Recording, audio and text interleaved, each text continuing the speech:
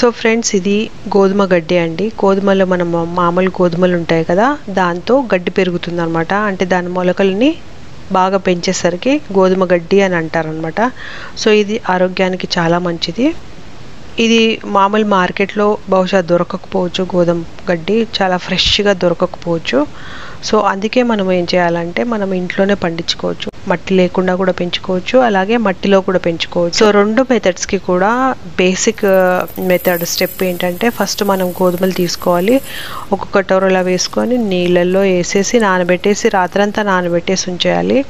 పొద్దున అయ్యేసరికి ఆ నీళ్ళని వార్చేసి ఒక జల్లెడలో కానీ లేకపోతే బట్టలో కానీ కట్టి పెట్టేసేయాలన్నమాట. తేమతోటే అవి మొలకలు వచ్చేస్తాయి. సో ఇవి నేను ఫస్ట్ మీకు వితౌట్ సాయిల్ ప్రాపగేషన్ ఎలా చేయాలో అది చెప్తాను.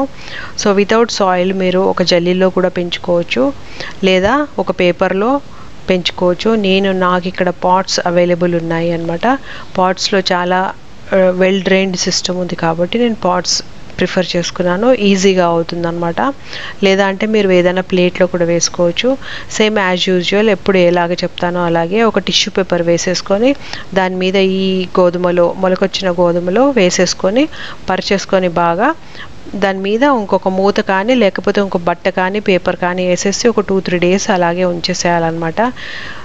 పేపర్ ఆరిపోతున్న కొద్దీ కొంచెం కొంచెం నీళ్ళు చల్లుతూ ఉండాలి, అంటే తేమగా ఉండాలన్నమాట. సో అలాగా ఒకసారి గ్రీన్ కలర్ మొలకలు వచ్చేసిన తర్వాత ఆ పేపర్ కానీ బట్ట కానీ మూత కానీ తీసేసేయాలి. తీసేసిన తర్వాత నార్మల్గా రోజుకి ఒకసారి లేదా రోజుకి 2 సార్లు వాతావరణం బట్టి, అంటే ఎక్కువ డ్రై వెదర్ ఉంది అని అంటే కొంచెం తేమగా ఉన్నంత వరకే వేసుకుంటూ ఉండాలి వాటరు. సో అలాగ తొందరగా పెరిగిపోతాయి గోధుమ గడ్డి. కరెక్ట్గా 7 to 8 days వరకు బాగా డార్క్ గ్రీన్ కలర్లో పెరిగిపోతాయి అన్నమాట. గోధుమ గడ్డి మంచి రూట్ ఫార్మేషన్